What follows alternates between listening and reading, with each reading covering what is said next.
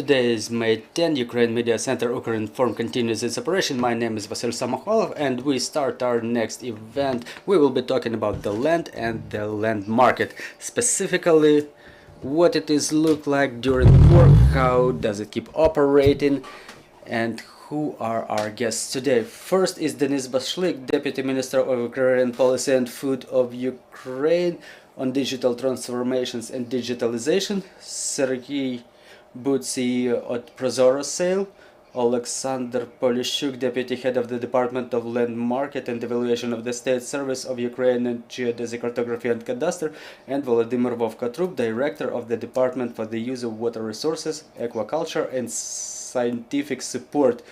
So it's logical to give the word to the ministry. First of all, what is the land market as of today? Does it work, specifically during the war? Well, first of all, we have to understand what was the time when the land reform was adopted, how long has it taken. Well, it was more than a decade than the other countries had their land market. We were only hearing the myth about the land would be deported, exported, and our farmers would be left without nothing. So now the market is operating within 2 years, the electronic bids are on, everything works, everything seems to be alright, save for the case that there is a full-scale war going on in Ukraine. So we understand that Ukraine is in a unique situation when in the 21st year there is a new real estate market emerging, and then there's yet another stress factor, the full-scale invasion. What we see today is, just in brief, the summary for the first year. We had about 66,000 agreements entered into on lease or sale of the land plots that were under moratorium before, with a total area of 153,000 hectares within the first year only, when there was no full-scale invasion. During year 2022, the number of agreements was 53,000, around 53,000, and out of those 53,000, approximately 4 or 5 months, about half of the year, the registered were locked down in the regions of Ukraine, and the market was frozen. What we have today is,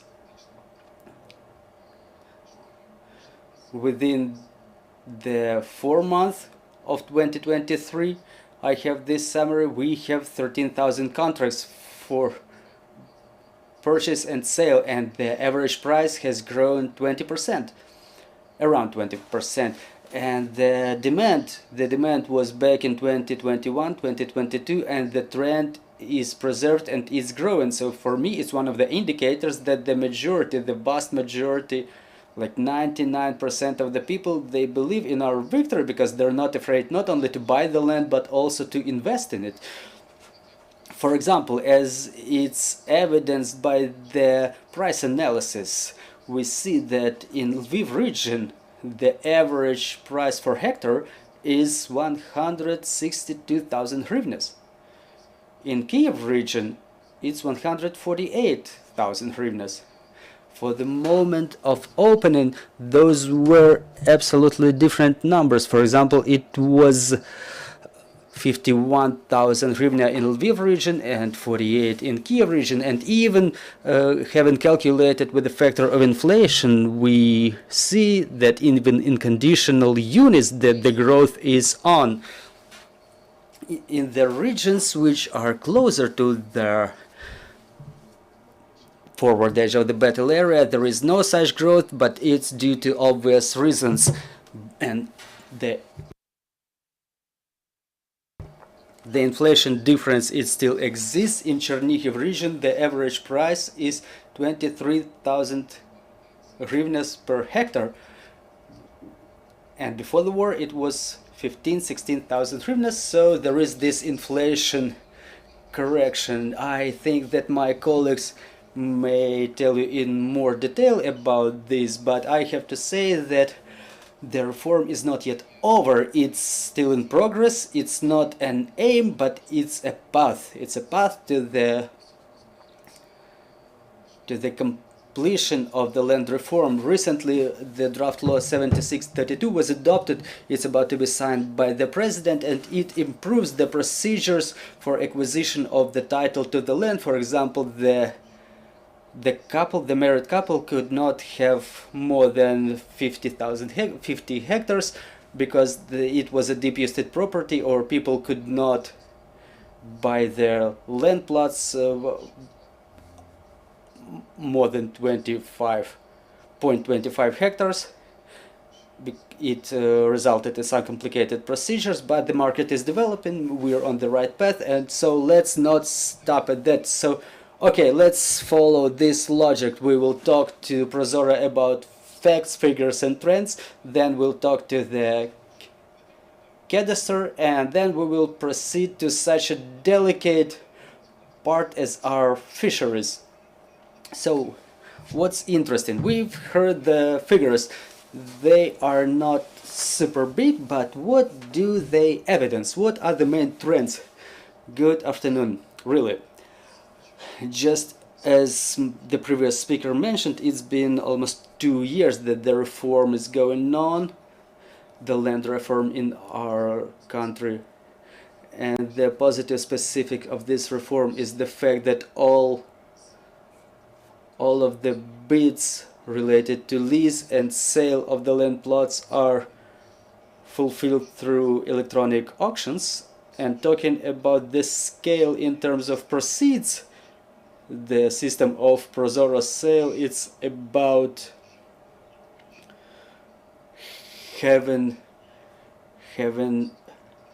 public and private property generate proceeds and to be of use to the communities. So since the launch of the very first electronic auction in 2021, for the time being, more than 1.2 billion hryvnias were generated in a cash flow which resulted from the contracts. This is what the leasers and the sellers of the land plots got. The major part of those contracts are the communal property plots. So we have 1.2 billion of proceeds through the electronic auctions under the contracts related to lease and sale of the land. It's a good indicator in my opinion, and I agree with the previous speaker that this is only the beginning. The electronic auctions are a very good instrument that helps efficiently sell the land plots and the facilities and any real estate property, and it removes any additional questions why this or that item was sold to this buyer at that price. So the electronic bids procedure, it removes any questions about transparency and reasonability of the process. So we hope for the further activation of the auctions, and the Prozorro sales system is ready to comply with the requirements of the buyers, of the market, because it's our joint effort, our joint mission, our joint goal. And these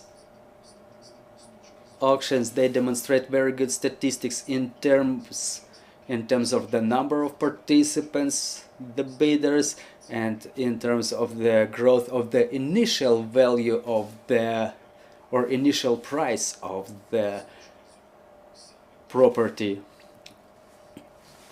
So in terms of the initial price, those land plots, they were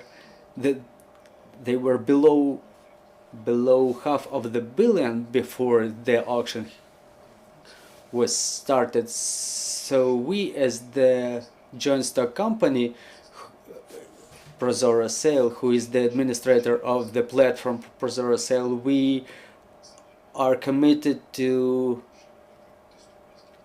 continuing spreading awareness about the accessibility of the auctions, to make sure that the most participants possible know about them, which would allow us to get the highest price at the auction. And that would be the indicator of high proceeds for the budgets of different levels. Just a couple of words about how the battle operations impacted our operations. And we see really that the demand has not fallen substantially in both absolute numbers, in hryvnia equivalent, and neither it falls, fortunately, in terms of the interest of the bidders. And even during battle operations, as according to the statistics, we can observe a significant number of organizers. We observe competition.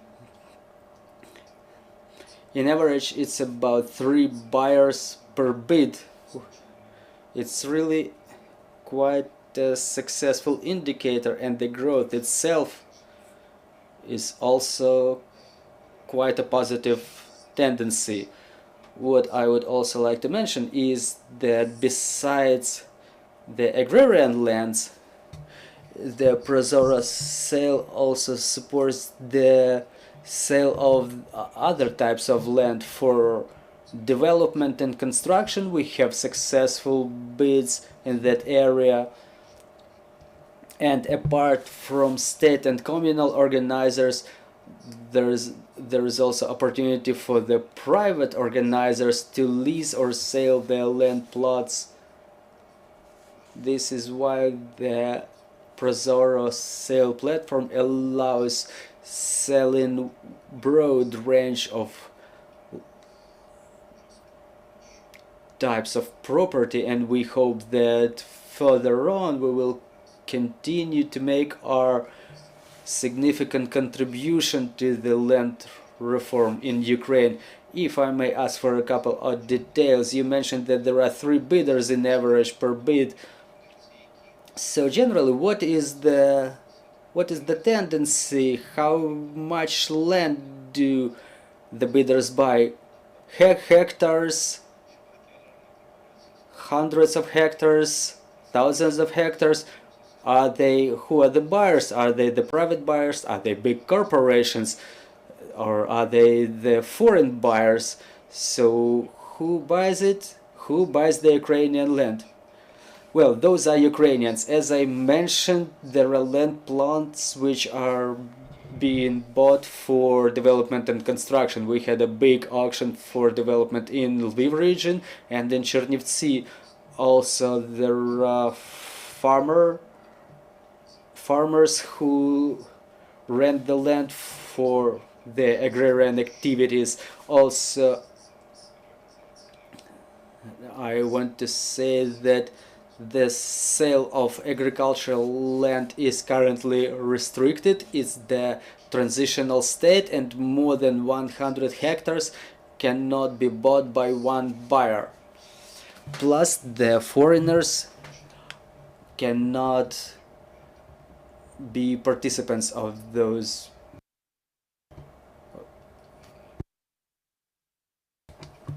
So for the time being, we may state that it's Ukrainians who either rent or buy the land plots, and every such auction, it has certain economic multiplier, because on the basis of that land plot, there is either agrarian activities going on, or just like in case of construction, there is a construction going on.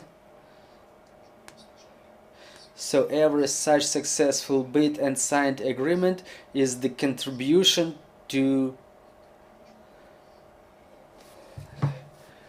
the bank of the GPD of Ukraine. Alright, then let's proceed to the land cadastre, which is alpha and omega of the land reform. So how is your cooperation with Prozorro? How transparent is your cooperation? And what are the main challenges you're facing? We understand that it's war. The register may have collapsed. We don't know what's going on in the temporarily occupied territories, what's going on there. So how does the cadastre work for the time being? Well, the state cadastre, regardless the events that were unfolding and that keep unfolding in Ukraine, the cadastre continues working for Ukrainians and for their benefit. Yes, during the first days of the full-scale invasion, there were certain lack of planning and confidence, but now that we can plan our lives more than one day ahead, the work is going on. In some territories, for example, there is the restricted access to the, or limited access to the state cadastre, but since there are no battle operations going on in those areas, the cadastre is operating. So how do we cooperate with Prozorro? When the electronic bits were implemented, it was a breakthrough, so to say, because before that the people had to, the bidders, there was their physical presence required. They had to submit the documents. For example, the plot which was sold in Lviv region, and the bidder from Kyiv had to come for some details, everything, and there should have been some amendments made to the documents. It all should have been done by hand, so to say. So the Prozorro sale, they created such a comprehensive tool that has all the information regarding the announced bids for the land sale or the rights to them. So the people, the potential sellers, they have access to the transparent platforms, which is built in a way that the announcement about one land plot is reflected in all the platforms. So all of the platforms are interested in having that property sold, and to get the most number of bidders involved. So the agricultural manufacturers, they can plan their activities, they can analyze the number of bidders, they can pick the land plot which they like the most by parameters, by starting conditions of sale, the area, the location. They can filter it, and upon the results they can plan their activities in terms of tax payments related to that property. So when there is some tendency related to lease, there is a tax payment emergent, and they can plan it, or in case of expansion of the area they can plan it too. Yet another thing the cadastre is planning to cooperate with Prozorro in is the sale of the land plots to the territorial bodies or regional bodies of cadastre. I'll explain it. The land market started working in year 21. However, it started working with certain substantial restrictions, with the limitation of area up to 100 hectares, then limitations for the foreign buyers and legal entities, and so on and so forth. So State Geocadastre or its regional bodies take all reasonable measures to apply to the court to confiscate the land plots in case a foreign entity, a foreign buyer acquires the title to the land, or the area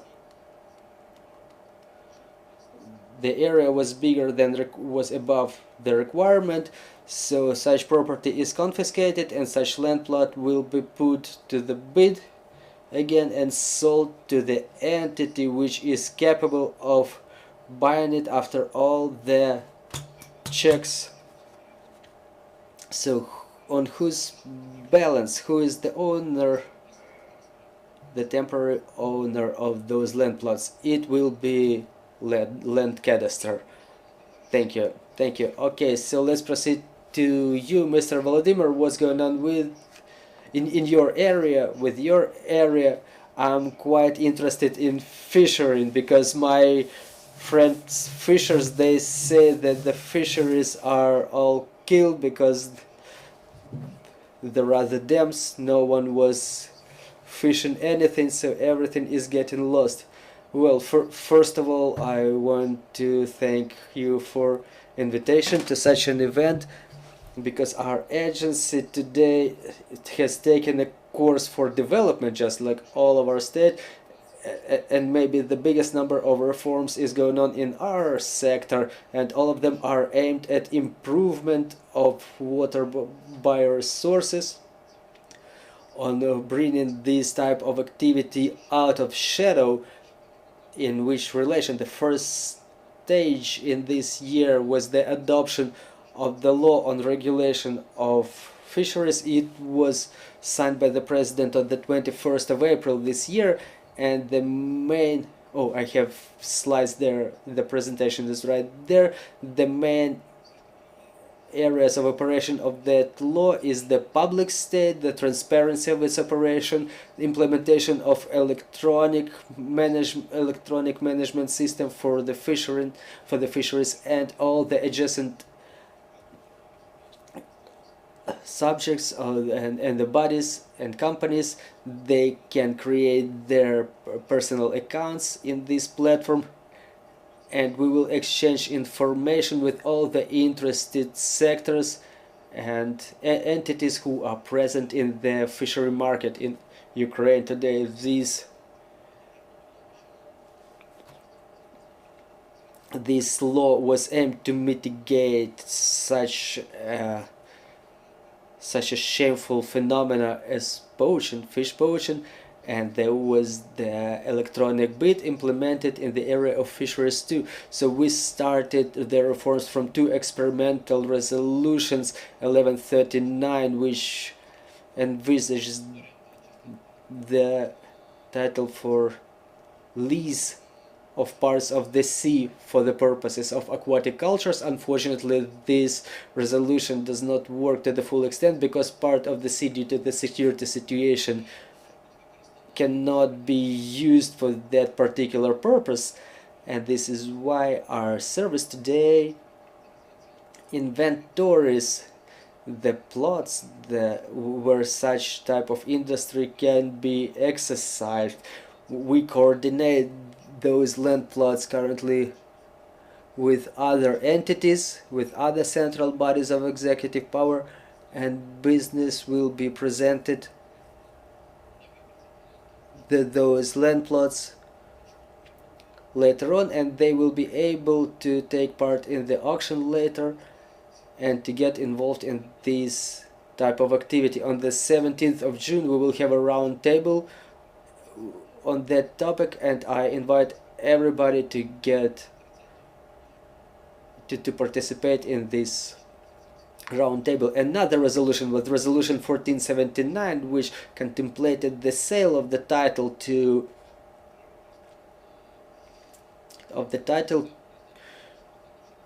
use the water resources through the electronic auctions. And with the implementation of this resolution, starting from February, we started getting actively involved in implementation of these auctions, and we organized 523 such bids.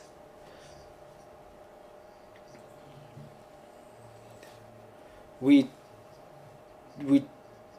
took the payment for the special use of the water resources as an initial price for each plot, or each plot was otherwise split in a couple of subplots.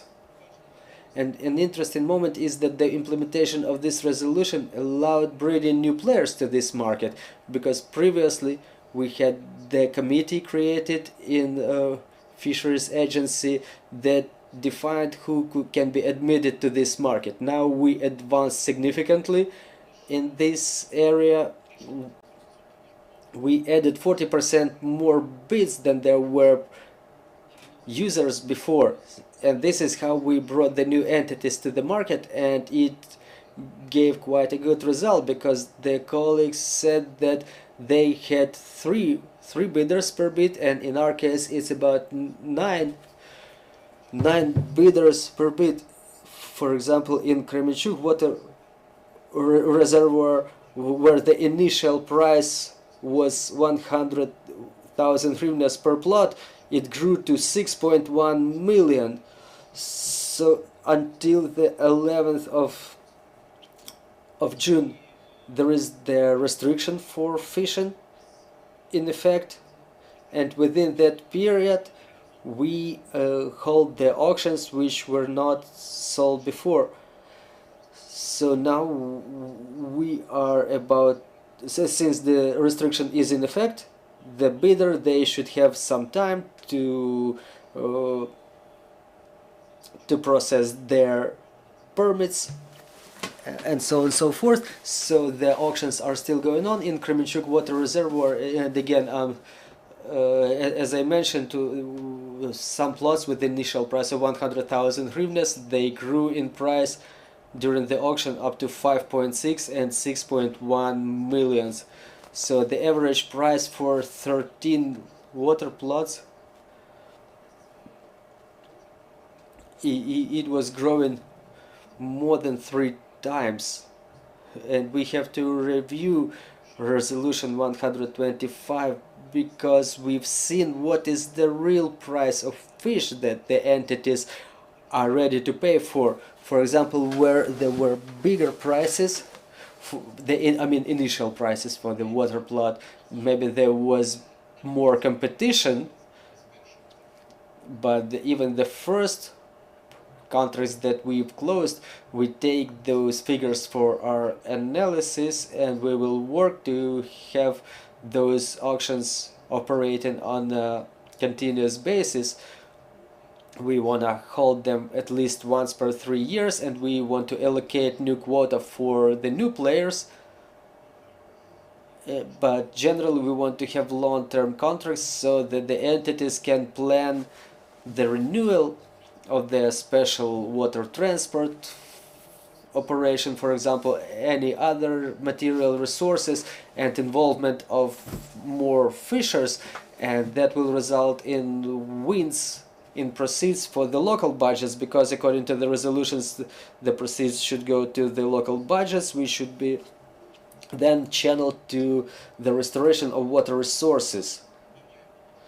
And our goal today is, in cooperation with the local authorities, local governments, well, we are in the middle of inspections now around the regions, because one of the goals of our work is the implementation of the fisher's ticket for the fishers, that they should pay for to use the water resources. For example, if an entity leases a water plot, more fishers come to them, they pay more money, and so on. So this is how it works. So we're not in square one. We have certain results which are optimistic for us, and which inspire us to move further on. So you want everything to look like in Europe, like not like you can go out with a fisher's stick and stay on the bank. Well, people have a right to fish using the fisher's stick, but what we're saying is that the Article 13 of Constitution that that the natural resources belong to the people of Ukraine. And our scientific institutions, they calculated the amount of water resources in Ukraine, and it was calculated that all the citizens of Ukraine can fish up to 3.6 kilograms of water of fish per day without any additional payment. So we had this questioning in the social media, and the majority of the fishers, they said that the price should be from 50 to 100 hryvnias. So from 5 up to 8 kilograms of fish, because 3 kilograms they come for free. And availing myself of this opportunity, I would like to wish every fisher to catch at least 8 kilograms of fish per day. The fishers will understand me that it's not so easy. Well, you mentioned the constitution, it has the regulations on the freedom of speech, so let's proceed to the floor. Anastasia Kravchenko, Ukrinform. I will have a couple of questions to maybe everybody. First question regarding the statistics of state and communal lands. Can you give us some figures during this period that the market is operated? Let's go question by question so it's easier to answer them.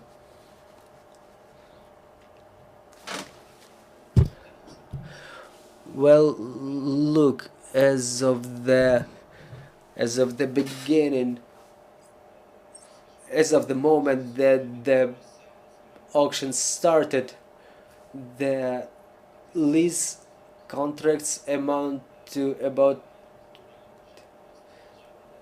the lease contracts were entered into for 2,500 plots of the which were in communal property and state property. Well, it was mostly communal property, in fact.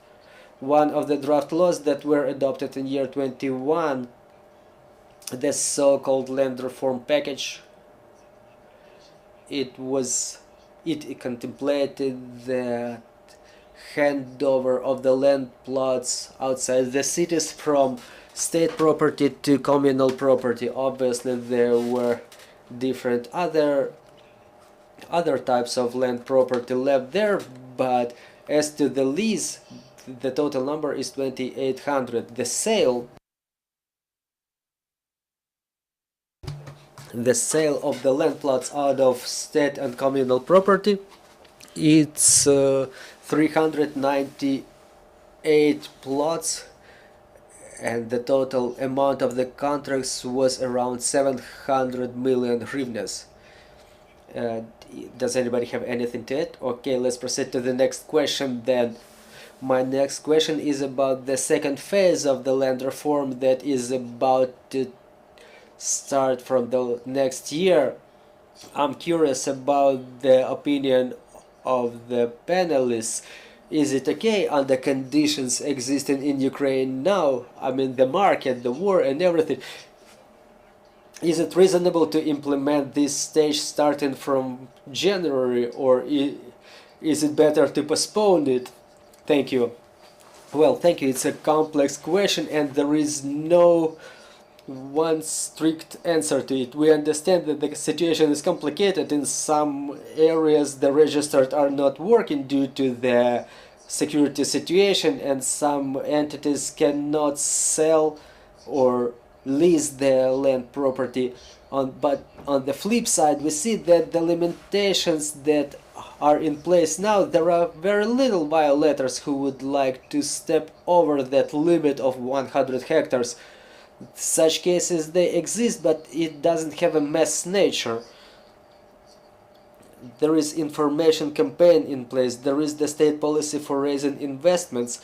The investments is the blood of the state, the blood of the economy, and without access to the land resources, there will be no big investments in long-term projects. One of the elements for launching the land market was the limitation of the limitation of the long-term contracts, for example, the processing in agriculture, and on top of that there are cases of fraud, cases of raidership, and foreign investors, just as Ukrainian investors, did not want to invest in the long-term projects. There is a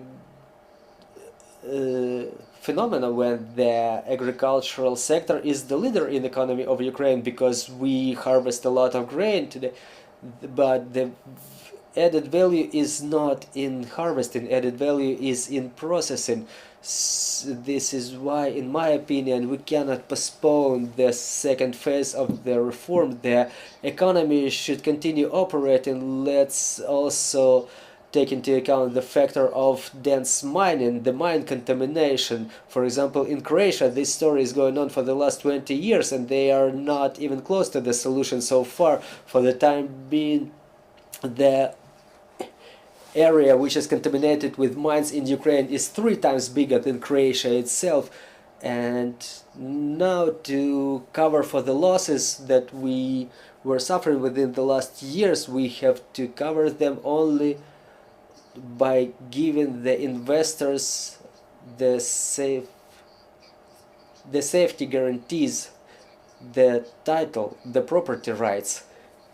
Well, it's about the acquisition of the property title by the legal entities. Another thing is that the registration of the land plots should be over until year 25, or otherwise they will be transferred back to the state. The postponement of this aspect is still being considered, because we understand in certain regions people just cannot do this due to reasonable circumstances. It's not that they don't want. Thank you. Well, in continuation of the question, some people cannot exercise their rights to the land plots, and now that we've touched the problems of export, the problems with export will influence the price of our land, because people will be able to understand whether they can invest or buy something here. So we were talking about some results, some positive achievements, but talking about the challenges, what are the biggest challenges to overcome in the land market, and what do we need to do to overcome them? Well, the first challenge is the mining of the territories, the mine contamination. In the areas contaminated with mines are not only Donetsk, Luhansk, Kherson and Mykolaiv region. More than 10,000 hectares are mined in Kyiv region. There was some amount of land demined in Poltava, Cherkasy, Sumy region. And in some regions the price of the mining of the land plot is thrice bigger the price of that land plot. For example, in Kherson region, $1,100–1,200, this is the price of the mining of the hectare of land, while the nominal price of the plot would be $400. This is the challenge we have to overcome. This problem is being solved by the government. We created a state body for humanitarian demining, where the international aid is coming to overcome this problem. For example, a farmer who has 10 hectares of land which was incessantly shelled by the MLRS, for example, he would not be able to exercise his title for the land, and he would not be able to work on that land plot. Yet another challenge is the transition from growing of any, say, random corn to its processing. We see a number of companies, a number of businesses in Mykolaiv and Kherson region. We understand how bad was the vegetable market last year. We've seen Turkish tomatoes in our supermarkets. It shouldn't be something that would be happening this year, because the lands in the Kherson region are being demined quite actively, and also a part of the companies, they just moved to the western regions of Ukraine. But again, they need to find land, they need to build their greenhouses, they need to build some processing capacities to catch up with the seasonal changes. That's yet another challenge. And yet another challenge, the third one, is the lending by the banks. We understand how the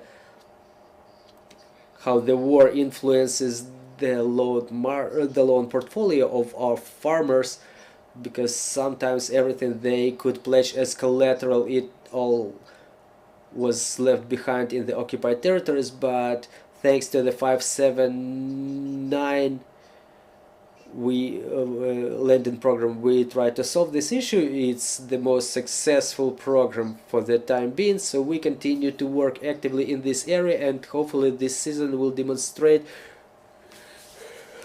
how efficient is this support program by the government. Well, if you can mention any risks or challenges, if anybody has anything to add, what are the challenges, the risks for the land market that we have to overcome?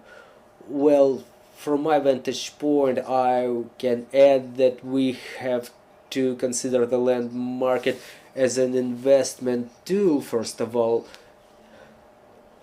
and respectively, to get more investors involved, to increase the demand by the buyers. We, as the administrator of the electronic auctions platform, we are ready to provide necessary instruments and to make some technical improvements. Just an example from our experience, Ukrainian experience of operation of the digital auctions, it was appraised by the World Bank, and in the end of the last year, the World Bank created quite a comprehensive review, and the main summary of it was that the fact of the land auction going from offline to electronic mode, it increases the price of sale almost 2.5 times. That creates additional interest by the foreign investor, that they understand that there are some clear, some transparent ways of taking part in that auction, and the organizers, they understand that this is the way that they can get the maximum possible benefit from their property. If you have anything to add, please. I would like to add to the words that have been said already. First of all, we have to consider the land market not as a goal, not something that we want to sell, but we have to provide for the right of the citizens, for their free disposition of their property. We are a democratic state, and we have to ensure the equal rights for all the investors, whether the acquisition of rights or acquisition of titles, and we can consider different improvements for operation of the land market. And it's worth starting doing so from the 1st January 24, when there will be more players added as illegal entities, because until the 1st of January they cannot enter into title to the lands which were under moratorium. So now there are quite strict limitations in the land market. But again, there will be a question arising whether the foreign capital should be admitted here, I mean the legal entities. But anyway,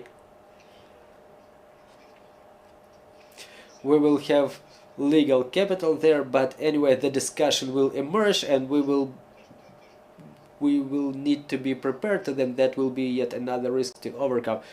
Anybody has anything to add? Please take the microphone.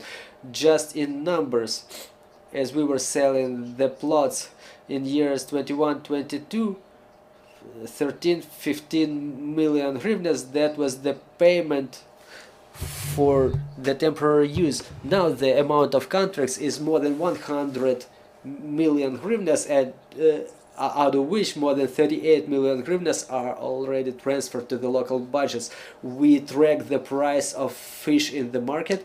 It has not grown dramatically compared to other products, and the growth of prices during this period specifically is something reasonable. That's the annual growth. There is the fishing restriction in place, seasonal restriction in place, and only the legalized users of the bioresources may use it. So even regardless those restrictions, the prices for the fish, they do not fluctuate compared to the other products in the market. Well, if we don't have any more questions, well, there are questions. Yulia Krushenko, Suspilny, maybe not by the plan, but I will ask the question not about the reform or something, but still my question is, to what extent is the matter of land taxes is under control? I'm asking because we were asked by the residents of Ukrainka in Kyiv region what will be the tax, and the local deputies, they increased that local tax, so people have to pay from 6 to 9,000 hryvnias tax per one land plot. Thank you. The draft is already signed by the president, where there are tax exemptions for the land plots which are added to the register. So there are tax exemptions in place. If those are state or communal lands, then the lease is tax exempt. Talking about other territories that are not listed on that list, the tax code allows the local governments, well, they allow that bracket from 0.1 to 3%, they can impose that tax. So it's only the matter of replenishment of local budgets, and it only can be solved on the level of the community. There can be no centralized resolution. But let's be honest, we have to fight for something. This is something of everyone's concern. If we lost 25% of the harvesting areas due to occupation, the economy stopped working, the industry stopped working, so we have to raise taxes at least somewhere. And calculating that difference, if we increase the land tax, for example, the evaluation of hectare in Kyiv region is about 20,000 hryvnias per hectare, so the maximum annual tax can be 600 hryvnias. If it used to be 400 before, now it will be 600. I think I'm talking not as a government official now, but as just a regular person. I think that it's not a crazy amount of money which someone is capable of paying, and I think it's the matter of political responsibility of local governments and their relations with the community. More questions. Yelotko Yaroslav, Samostino, Ukraine. I have a question to Mr. Denis. So what is the global purpose of the land reform? Because there are measures taken, but the focus is more on how to better sell it. But what's the state policy? There are more challenges. You know that people were going away from rural areas in Kyiv, but now that we will be restoring Donbass, agriculture will be a key sector, something that will assist in the restoration of Ukraine. But if we take, for example, Argentina model, we will have what we have now, the domination of holdings who will bring the material, they will harvest the monoculture, the rural areas, the people. They will be, now they're occupied by Russians, and now then they will be disturbed by the economic factors. Well, it's quite an interesting question. We were analyzing it quite like yesterday, for example. Was the similarity between us and Argentina, and since year 21 we had trends in different cultures, crops, and we are a little bit ahead of Argentina now, which says that we do not support the Argentinian model with the big players.